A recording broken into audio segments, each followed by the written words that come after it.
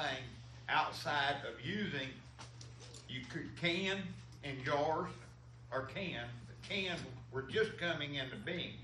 Salt was your primary source of preserving meat.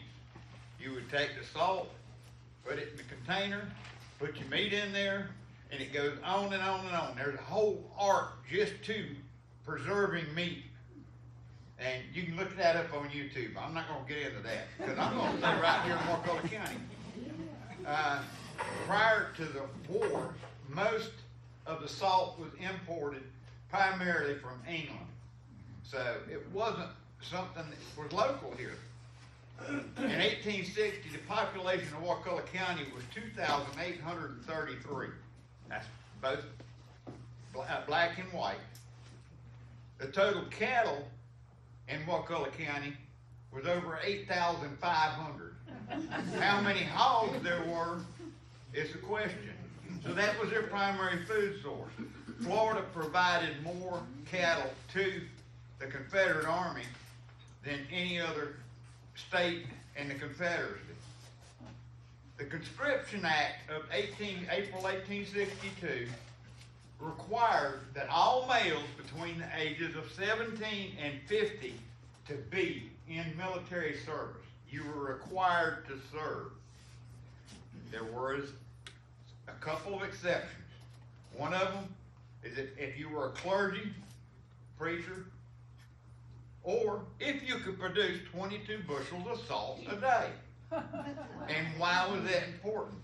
Because it was used to preserve the meat. If you're going to kill the cattle here and transport them to the Army of Northern Virginia, you had to have some way to preserve that meat, or the hogs. So it was something very, very important. When that Conscription Act came out, the rich came from Georgia, Alabama, even all over Florida, here to make salt. Wakulla County has some of the richest salt water along the coast here, next to, say, St. Andrews State Park over there. If you ever get a chance to go over there and see, they got a pretty good place. Now, somebody put together a book over here. If you get a chance and want to see it, it's absolutely amazing on the salt works. I've been to most of these places, but usually during the times that the refuge is burned. I've got some of the same pictures, but I've also got George Washington Scott's map, who was a colonel of the 2nd Florida Cavalry during the Civil War and was stationed here. He was a plantation owner on the south side of Tallahassee, and he became a colonel and commanded throughout the entire war. But to make 1 bushel of salt, a bushel of salt was 50 pounds of fine ground salt. 70 pounds if it was coarse. Wakulla County water, salt water, 4.5 ounces of salt in 1 gallon of water. That means it takes 3.6 gallons of water to produce 1 pound. 180 gallons to produce 1 bushel. Yeah, and it keeps going. 3,960 gallons of salt water to produce 22 bushels. In 1864, salt sold in the South here for $12.50 a bushel. 22 bushels of salt sold for $275. $275 in 1864 equals $5,502.75 today. The average Confederate soldier made $11 a month. They couldn't hardly afford the salt to preserve their own meat. And the women at home were the ones that was doing most of that because their men were off fighting war. Now, most of y'all know what a sugar kettle is, don't you? The sugar kettle that they use to make sugar in. a 5-foot sugar kettle holds up to 130 gallons of water. It weighs 500 pounds. Now they make a 7-foot sugar kettle that'll hold 270 gallons and weighs about 1,058 pounds. Big. These men took anything and everything that would hold water that they could boil it in down along the coast. It'd take 31 5-gallon sugar kettles continuously cooking to make 22 bushels of salt in one day. Now you had to have some way to get that salt water out of the salt water and into the pot. Pumps, buckets, most everything was done by slave power. The slaves were the ones that did most of the work. You had to have firewood. Somebody had to be going and cutting firewood every single day to keep a fire going under these kettles so that they could boil that water down to where it was just a little bit left. They called that the brine. They would take that brine and put it in other containers and put it inside a house that they would keep at a high temperature and condense that water down, evaporate that water out to make the salt. You had to have barrels or bags for the finished salt to put it in. You had to have wagons to haul the firewood. Now, one person's supposed to make 22 bushels of salt. You had to have all of this. You had to have a blacksmith for maintenance of the wagon, keeping the axes and saws sharp. There was a blockade going on. There's nowhere to buy new axes or new saws. So you better maintain, or new wagon parts. You better maintain what you got. You had to have buildings for the drying process. Now this shows a lot of the vats, where the vats were placed. And it's wonderfully done. You had to have a cooper for making barrels, a seamstress for making the bag, somebody to weave the cloth out of the cotton to make the bag out of. So you had to have somebody planting the cotton, raising the cotton, and it goes on and on. All of this was done while putting up smoke within sight of the Union blockading vessels. Union soldiers received a percentage of the proceeds from captured blockade runners. If somebody tried to run the blockade with a ship and bring supplies into port here, which they did a few times in St. Mark and Sopchoppy, if the Union caught them, they received a percentage of the goods that were on that ship. Some of the salt works destroyed by the bored sailors sitting out there on them boats and watching all this. They also got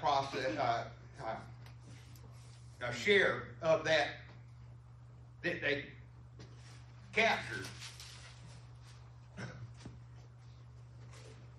In October 1862, the Philadelphia Inquirer, Philadelphia, U.S., the USS Kingfisher, one of the blockading vessels here, captured James R. Bates, the Surveyor General of Georgia, salt making, with 6 slaves. October 12, 1862, the Columbus Daily Inquirer, Columbus, Georgia, wrote an article on the dangers of using uncured salt. Even when you're curing the meat, before you use that salt on the meat, you need to take it, put it on the stove, make sure it's completely dry before you even put the meat in it, even though it's come from the salt works. In January 9th of 1862, salt workers along the Wakulla County coast were organized under William Fisher. He had 498 men able for duty, only 40 guns in good condition. They were kind of outnumbered. But you got to remember, this is in 62. When the Conscription Act came, a lot of those men could not produce this much salt and ended up being in military service.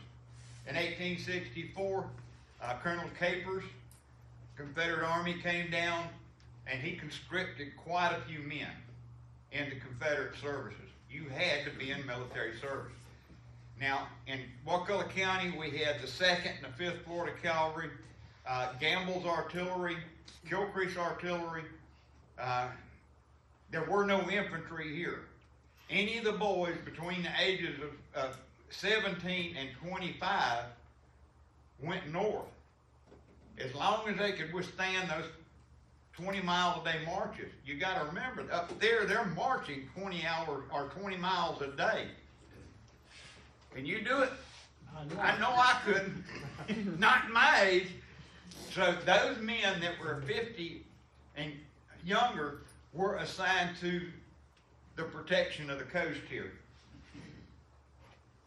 On June 13th, 1863, Mash's Sand, a salt works raid by the Union forces.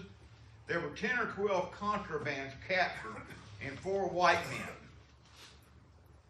These contraband were the slaves. They were taken on board the Union blockade. They were given the option, we can trade you, but you are contraband. You are spoils of war. That's the way they looked at the slaves. So they offered them the chance. If you join our services, we'll let you join. And they took them down to the Dry Tortugas in the Keys.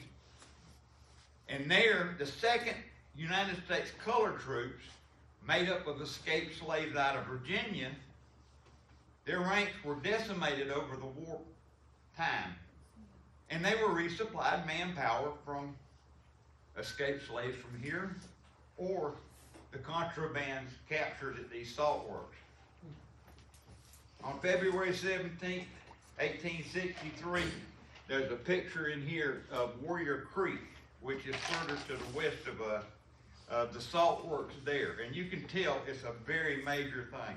And there were Goose Creek, St. Mark's River, East River, all of these places along here, Sop Chopping, Mash's Sand, they all had salt works. And you can look at the map of Scott and see hundreds of little circles where these salt works were. And you can see it from the air today. It's just unreal. February 27th, 1863, Goose Creek. There were 12 captured. 1 captain of infantry for coast services. Another, a lieutenant, who lost his leg. They destroyed 400 bushels a day production.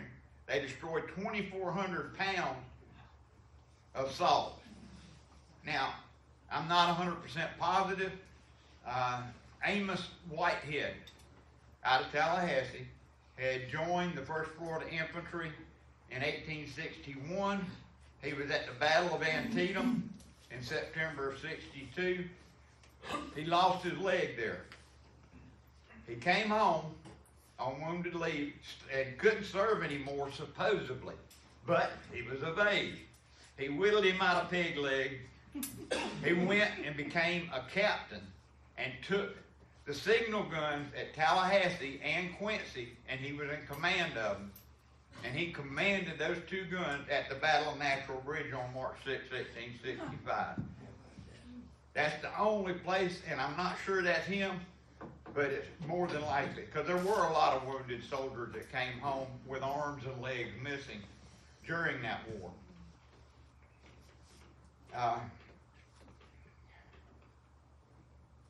August 28, 1864, at Mash's Sand, 16 were captured. 2 were sergeants of the 2nd and 5th Cavalry. There again, the contraband. They were offered the chance to become soldiers in the 2nd United States Colored Troops. Now, build up to the final thing, the Battle of Natural Bridge, right here, March 6th of 1865. Who shows up there? The 2nd United States Colored Troops, the 99th United States Colored Troops, and the 2nd Florida Cavalry, which were deserters from the Confederate Army. On the Confederate side, Lieutenant William Fisher, which you heard me mention earlier, showed up to the Battle of Natural Bridge. Now, he had 498 men in 1862 under his command. He showed up at the Battle of Natural Bridge with 5 men. That was it. That was all they had, just to give you an idea. But like I said, salt, preserving meat with salt is an art in itself. And if you're interested, I advise you to go to YouTube, look it up. There are some fantastic things on there. This, whoever did this, like I said, is awesome because it shows it. You don't realize when you ride Highway 98 down there how many salt workers were along our coast during that wartime. After the war, salt continued to be produced in the area here. A lot of people up on the farms, people up between Tallahassee, North Wakulla County, in the fall, when they harvested their crops, they would go down to the coast. They would trade some of their vegetables, products that they produced on the farm. They would trade it to the salt workers and fishermen that were along the coast. The salt workers down there would get barrels, 55-gallon barrels. They'd put in layer of salt, layer of mullet, layer of salt, layer of mullet, until they filled it up. And they would trade that in the fall to these farmers that came down. And it was a good chance for the farmers to get out and pick up some oysters, which, you know, that was great.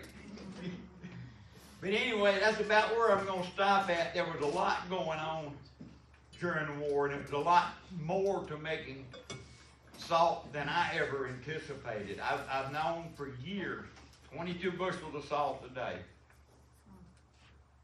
It never dawned on me until I started this research how much it was, how much manpower, energy, and strength it took to make 22 bushels of salt a day. Anyway, thank you for your time.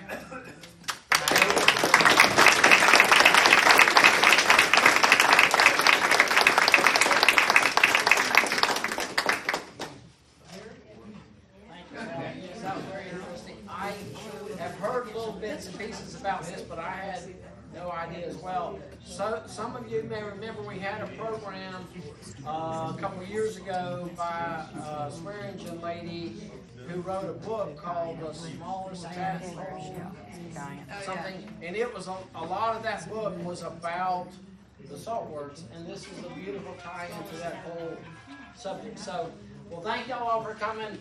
I am thankful to be an American. I'm thankful to be a Floridian. I'm thankful to be a Wakulla County resident and a lover of Wakulla County and to have family roots here, but I really believe that I would like all 3 of those even if I'd been born in World War. So, with that in mind, y'all have a good evening, everybody. Be safe.